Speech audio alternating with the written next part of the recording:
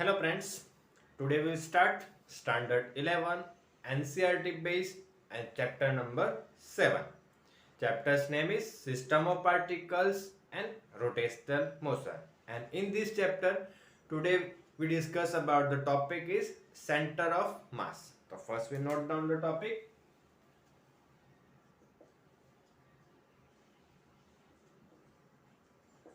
Center of any mass. And in the topic, the first word is the center. And what is the meaning of center? Center means midpoint of any object. Suppose there is a one line. Okay. Suppose total length of this line is suppose 10 centimeter. Okay. Suppose there is a one line AB and the length of AB is 10 centimeter. Okay.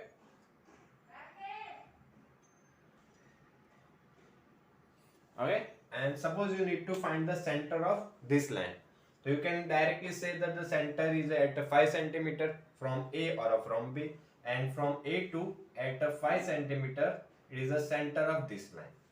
Alright.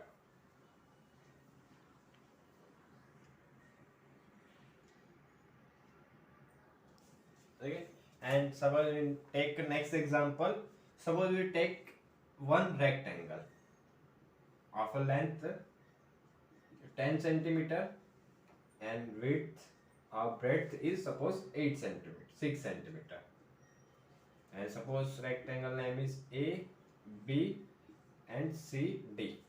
Okay, and you are अगर पूछा जाए कि इसका अगर centre find करने के लिए बोले, ठीक है, रेक्टेंगल है, रेक्टेंगल अगर सेंटर फाइंड करने के लिए बोले तो किस तरह से सेंटर फाइंड करोगे?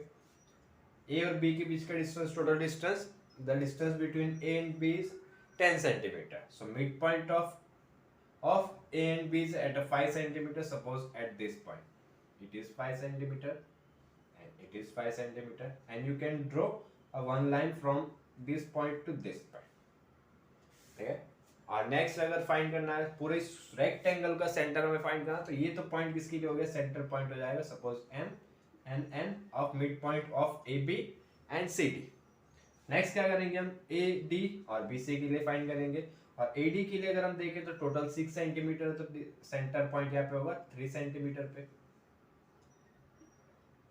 ठीक है, और यहाँ से भी हम क्या करते हैं, एक लाइन ड्रॉ कर देते, हो जाएगा 3 सेंटीमीटर एंड 3 सेंटीमीटर, और ये जो इंटरसेक्ट पॉइंट मिल रहा है इस पॉइंट को हम क्या बोल सकते हैं? Point is O, and it is the centre of a rectangle.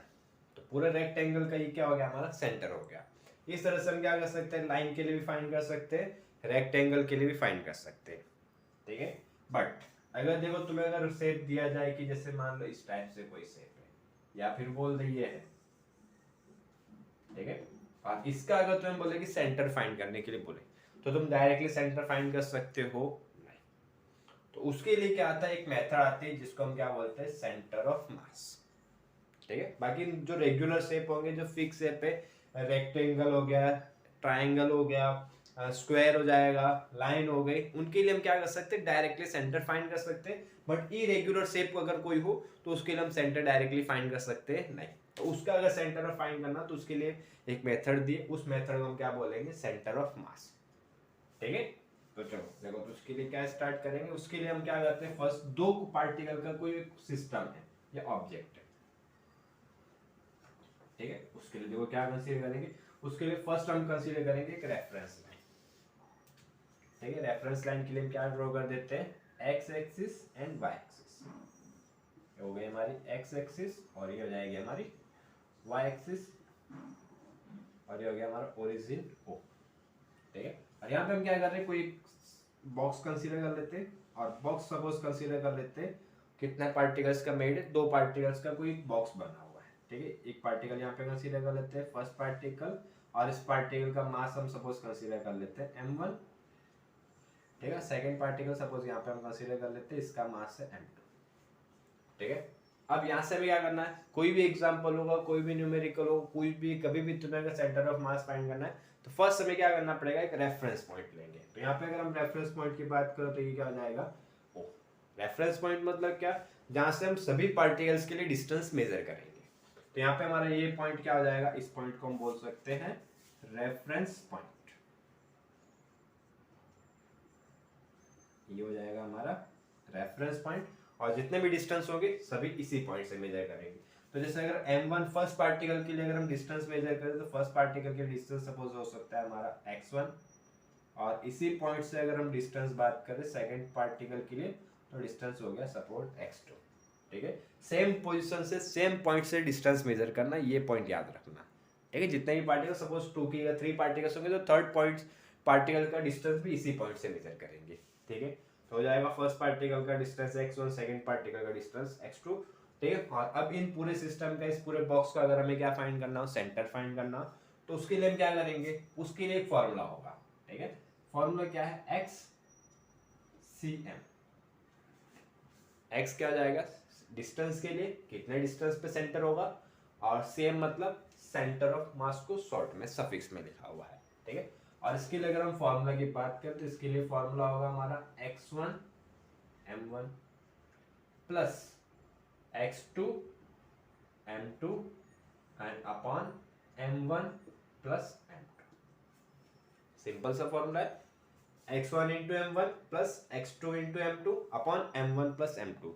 Suppose there are 3 particles, and suppose we take there are suppose 3 particles, and third particle suppose here it is, and mass of third particle is m3, and suppose the distance is x3. So center of these particles or center of this system is called, how can we find, suppose xcm is equal to x1 m1 plus x2 m2 plus x3 m3 and upon m1 plus m2 plus m3। Okay, simple सा formula है, ज्यादा कुछ भी सोचने की जरूरत नहीं, जितने पार्टिकल्स है सबके लिए कंसीडर कर सकते हो। ठीक है, और यहाँ पे अगर हम देखो एक कंडीशन और होते हैं, suppose the masses of these 3 particles are equal, और तीनों पार्टिकल्स का अगर मास क्या होगा हमारा इक्वल हो, तो कंडीशन क्या हो जाएगी, m1 is equal to m2 equal to m3 equal to m। तो हमें m1 m2 और m3 लिखने की जरूरत होगी नहीं, उसकी जगह पे हम डायरेक्टली क्या लिख सकते हैं, m लिख सकते हैं। तो इसके लिए हमारा अब अगर फॉर्मूला में हम m1 और m2 और m3 की प्लेस पे क्या पुट करेंगे, m, तो इसके लिए हमारा फॉर्मूला क्या आ जाएगा, xcm is equal to x1 into m, x2 into m plus x3 into m upon x1 sorry m plus m plus m1 m2 plus m3, so m plus m plus m। okay, so xcm is equal to m common निकाल सकते हो, so x1 plus x2 plus x3 upon m plus m plus m 3m, mm cancel, so finally formula is xcm is equal to x1 plus x2 plus x3 upon 3। और suppose 2 particle हो तो उसके लिए हो जाएगा xcm is equal to x1 plus x2 upon 2। और ये method हम डायरेक्टली अप्लाई कर सकते थे, और ये मेथड का हमने यूज भी किया हुआ है 9th और 10th में। कभी भी तुम्हें वहाँ पे सेंटर फाइंड करना हो, मिड पॉइंट फाइंड करना हो, तो वहाँ पे हम फॉर्मूला लिख देते हैं x1 plus x2 अपॉन 2। ठीक है, तो वही मेथड देखो यहाँ पे भी आया हुआ है, 3 पार्टिकल्स के लिए x1 plus x2 plus upon 3। But ये कंडीशन कब होगी, अगर ये फॉर्मूला अगर हमें यूज करना है तो वहाँ पे हमारी कंडीशन होनी चाहिए m1 equal to m2 equal to m3 is equal to m, and means masses of every particle is equal, means सभी पार्टिकल्स की मास इक्वल होने चाहिए। ठीक है, और मास अगर इक्वल नहीं है तो उसके लिए फॉर्मूला यूज करेंगे ये। ठीक है, ये हो गया 2 पार्टिकल के लिए, 3 पार्टिकल के लिए। लेकिन जरूरी नहीं है ना, अब जैसे मान लो मार्कर है या कोई भी तुम मेटल का पीस लोगे तो उसके अंदर क्या होंगे, बहुत से पार्टिकल्स होंगे, लाखों करोड़ों पार्टिकल्स होंगे, तो उनका हम सेंटर कैसे फाइंड करेंगे, तो उसके लिए कुछ नहीं, इसी में होगा, क्या करेंगे, suppose there are n particle, suppose the system is made up of n particles, so plus dot dot dot plus up to xn mn upon plus dot dot dot plus mn, n means what, number of particles. ठीक है, 2 particles के लिए था तो number of particles के लिए ये हो जाएगा। ठीक है, सिंपल सिर्फ मेथड है, कुछ ज्यादा सोचने की या कोई हार्ड थियरी, डिफिकल्ट थियरी नहीं है, सिंपल सी थियरी। और इसके न्यूमेरिकल्स फिक्स है, एक न्यूमेरिकल 1 मार्क्स का एमसीक्यू या 1 मार्क्स या 2 मार्क्स का क्वेश्चन फिक्स इस टॉपिक से आता है। कोई भी एग्जाम में अगर देखो तो एक क्वेश्चन फिक्स रहता है इस टॉपिक से। ठीक है। अब देखो जैसे मान लो कि सर हमने एक्स एक्सिस पे ही क्यों लिया, वाई एक्सिस पे भी कर सकते हैं। हाँ तो वाई एक्सिस पे भी कर लो, कोई फर्क नहीं पड़ेगा। जैसे यहाँ पे इसी को क्या करें हम ऐसे रख लो, तो वहां पे जो डिस्टेंस होंगे किसके लिए हो जाएंगे, वाई के लिए। तो फॉर्मूला में जहाँ पे एक्स है वहां पे क्या आ जाएगा, वाई। तो फॉर्मूला क्या आ जाएगा हमारा, Y C M is equal to Y one M one plus Y two M two upon M one plus M two. ठीक है, बस ये हो गई सिंपल सी मेथड। ठीक है, एक्स अगर तुमने रेफरेंस लिया तो एक्स पे मेजर कर सकते हो, और इसी तरह से अगर यहाँ पे थ्री पार्टिकल हम कंसीडर कर लेते हैं m1 या m2, और इनका अगर हमें सेंटर फाइंड करना हो इन दोनों पार्टिकल का तो भी कर सकते हो। तो उसके लिए डिस्टेंस क्या हो जाएगा, ये डिस्टेंस हो जाएगा यहाँ पे y1 और ये डिस्टेंस यहाँ पे हो जाएगा y2। सिंपल सी मेथड है। ठीक है, रेफरेंस पॉइंट तुम्हारे पे तुम कहीं पे भी ले सकते हो, नॉर्मली हम यूज करेंगे एक्स एक्सिस का। ठीक है, तो इसका एक बार स्क्रीनशॉट ले लो और नोट डाउन कर लेना।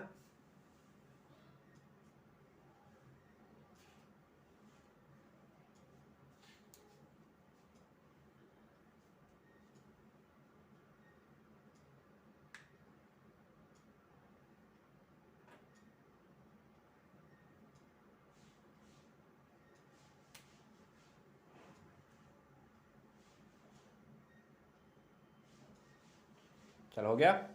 देखो अब इसके बाद अगर हम देखें तो एक नेक्स्ट एग्जांपल है, वो भी ट्राई कर लेते हैं तो हो जाएगा।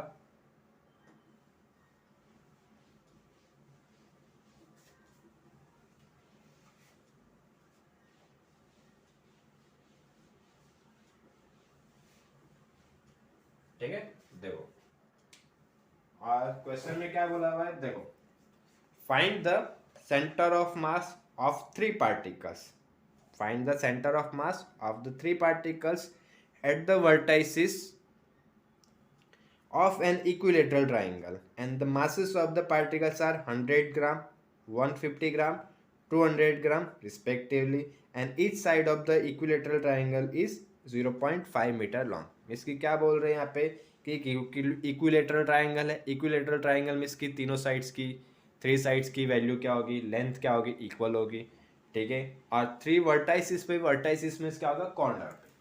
ठीक है, वर्टाइसिस में क्या हो जाएगा, कॉर्नर पे। कॉर्नर पे क्या किए, चार्जेस पुट किए, सॉरी मासेस पुट किए हुए हैं 100 ग्राम, 150 ग्राम एंड 200 ग्राम। ठीक है, देखो तो उसके लिए हम क्या करते हैं, फर्स्ट एक ट्राइंगल ड्रॉ कर लेते हैं। देखो आओ स्क्रीन पे, देखो ट्राइंगल हम कंसीडर कर लेते हैं। ट्राइंगल के लिए अगर हम बात करें तो देखो ट्राइंगल के लिए हो जाएगा। ठीक है, यहाँ पे हम कंसीडर कर लेते हैं, क्या बोला हुआ था, मासेस 100 ग्राम, 150 एंड 200। ठीक है, तो यहाँ पे हम कंसीडर कर लेते हैं फर्स्ट मास m1। इस पॉइंट पे वर्टाइसिस में क्या होंगे, तीनों कॉर्नर्स होंगे। ठीक है, और ट्राइंगल इक्विलेटरल ट्राइंगल बोला तो तीनों साइड्स भी क्या होंगी, इक्वल होगी। ठीक है, और देखो इक्विलेटरल ट्राइंगल में इसके साइड्स अगर इक्वल होगी तो उनके एंगल भी क्या होंगे, इक्वल्स होंगे। ठीक है, तो एंगल भी यहाँ पे बोल सकते हो कि क्या है, इक्वल होंगे। ठीक है, अब यहाँ से अगर देखो तो ये हो गया मास m1, यहाँ से हम कंसीडर कर लेते हैं मास m2 और इसको हम कंसीडर कर लेते हैं m3। ठीक है, वैल्यू यहाँ पे लिख देते हैं, और ये हमारा है example 7.1। Okay, so m1 is equal to what, 100 gram, m2 is equal to what, 200 gram, sorry 150 gram, and m3 is equal to 200 gram. ठीक है, और हमने क्या बोला था, जब सेंटर फाइंड करना है तो उसके लिए क्या करना पड़ेगा, एक रेफरेंस पॉइंट लेना पड़ेगा। तो रेफरेंस पॉइंट में हम इस पॉइंट को ले लेते हैं ओरिजिन, और इसको हम कंसीडर कर लेते हैं एक्स एक्सिस। तो वाई एक्सिस हो जाएगी हमारी यहाँ पे, ये हो गई वाई एक्सिस और ये हो गई एक्स एक्सिस, और डिस्टेंस भी गिवन है। ये डिस्टेंस कितना है यहाँ पे, 0.5 मीटर। ठीक है, ये भी हमें पता है कितना होगा, 0.5 मीटर, ये भी होगा 0.5 मीटर। ठीक है, और इस ट्राइंगल का हमें क्या करना है, सेंटर फाइंड करना है। ठीक है, तो सेंटर के लिए हम अगर डिस्टेंस की बात करें तो इसके लिए डिस्टेंस लेते हैं फक्स। इसके लिए डिस्टेंस की अगर बात करें तो हो जाएगा x1, और इसका इसी पॉइंट से डिस्टेंस क्या है, x1 इज इक्वल टू 0। ठीक है, यहाँ पे हम रेफरेंस ले लेते हैं O same one, same point position पे, तो x1 की वैल्यू क्या हो जाएगी, 0। ओके,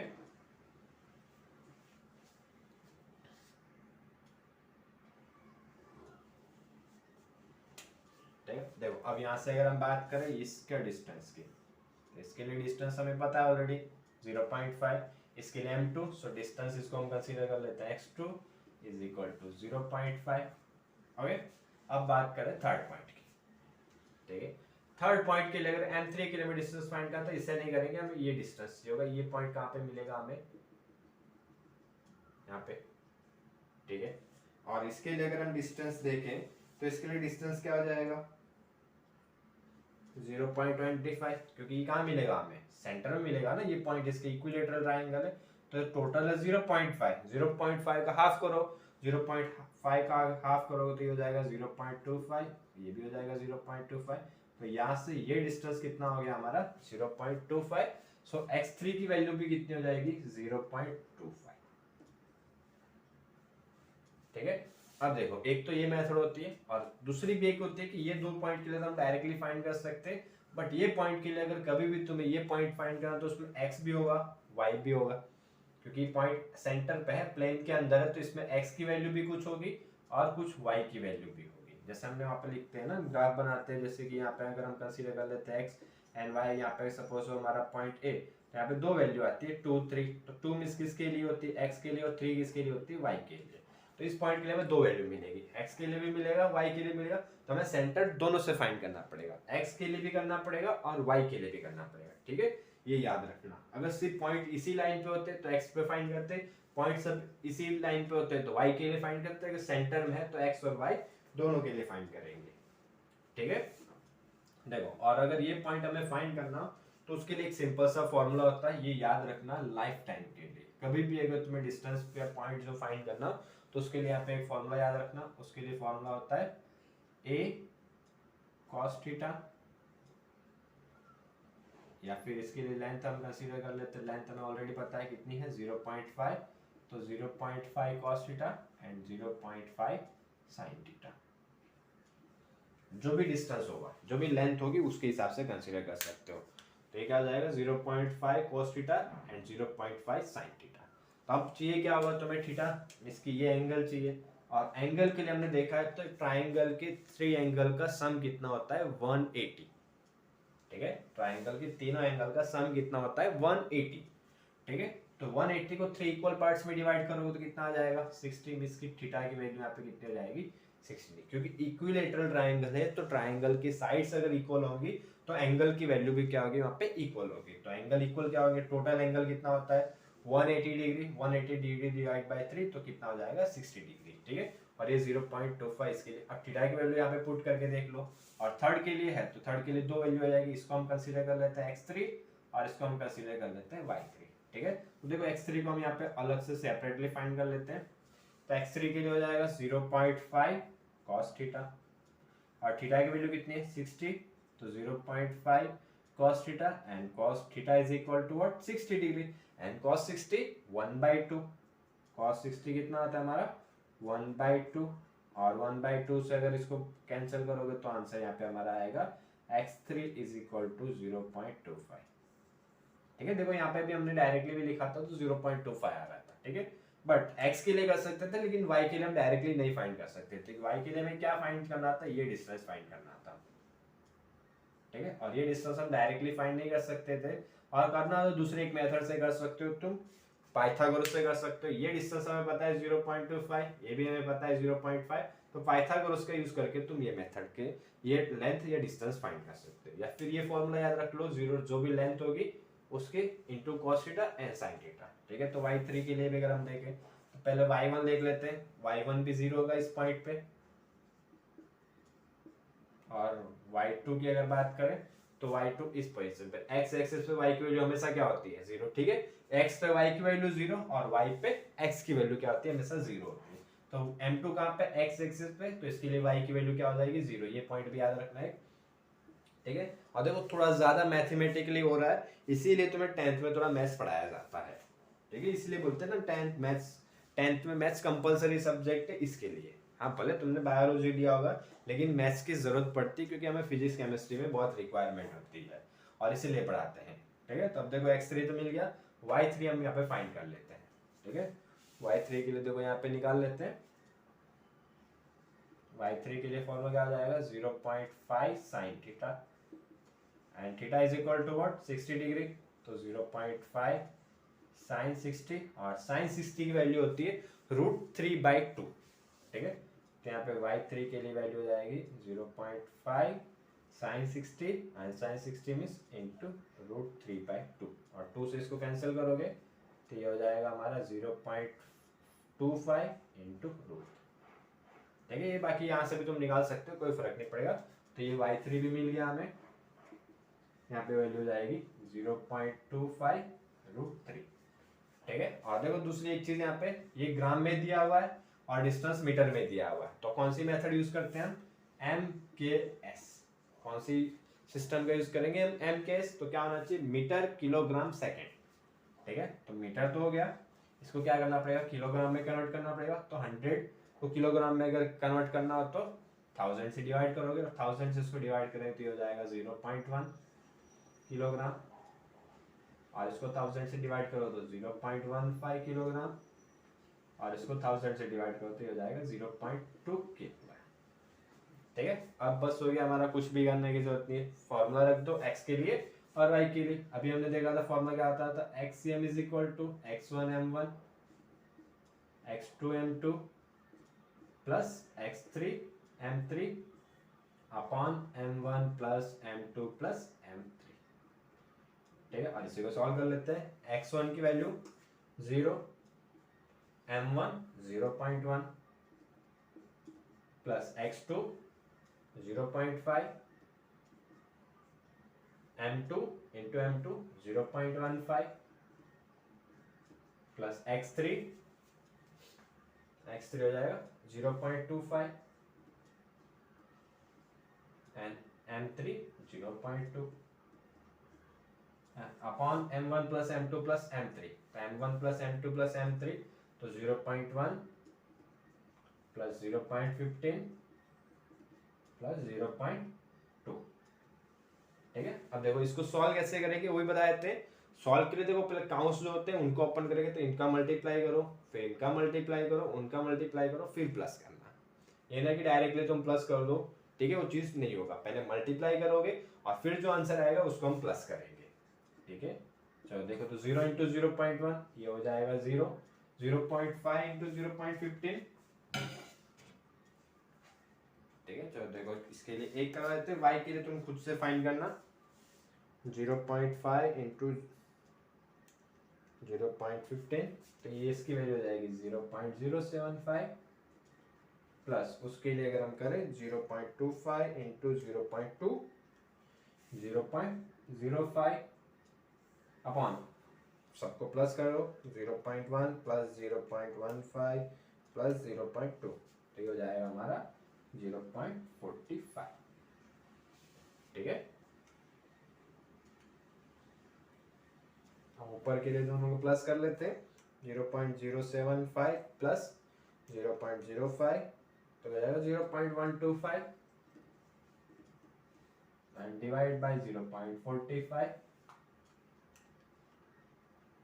तो आंसर हमारा आएगा xcm इज इक्वल टू 0.277 भी क्या कंसीडर कर सकते हो 28 मीन्स x से कितने पे 0.28, देखो 25 आता है तो 28 मीन्स कि यहाँ पे हो सकता है तुम्हारा सेंटर, ठीक है। और इसी तरह से हम क्या करेंगे, y के लिए फाइंड करेंगे, तो y के लिए डायरेक्टली फॉर्मूला क्या हो जाएगा हमारा, ycm is equal to y1m1 plus y2m2 plus y3m3 upon m1 plus m2 plus m3, और देखो y1 y2 y3 की वैल्यू दिया। और एक याद रख सकते हो, √3 की वैल्यू यहाँ पे लिख सकते हो तुम, √3 इज इक्वल टू होगा हमारा 1.73, ठीक है। तो थोड़ा और इजी हो जाएगा, 1.73 इंटू 0.25 कर लो,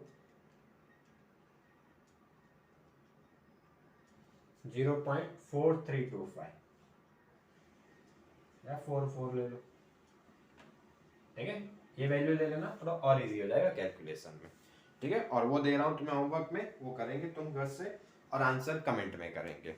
और कोई भी डाउट हो तो कमेंट कर सकते हो, ठीक है। और इसका स्क्रीनशॉट ले लो और आराम से नोट डाउन कर लेना, ठीक है। और देखो थोड़ा ज़्यादा कोई डिफिकल्टी नहीं, इसके लिए एक बार वापस ऐसा हो तो वीडियो को रिवाइज कर सकते हो, ठीक है, वीडियो एंड होने के बाद वापस रिपीट कर सकते हो, बैक कर सकते हो, वहाँ से एक बार ये चीज़ याद रखना, ये एक नया रहेगा, कोई भी पॉइंट फाइंड करने तो मैं एक्स कॉस थीटा और साइन थीटा के लिए, ठीक है। बाकी तो ये फॉर्मूला हमने ऑलरेडी डिस्कस किया था।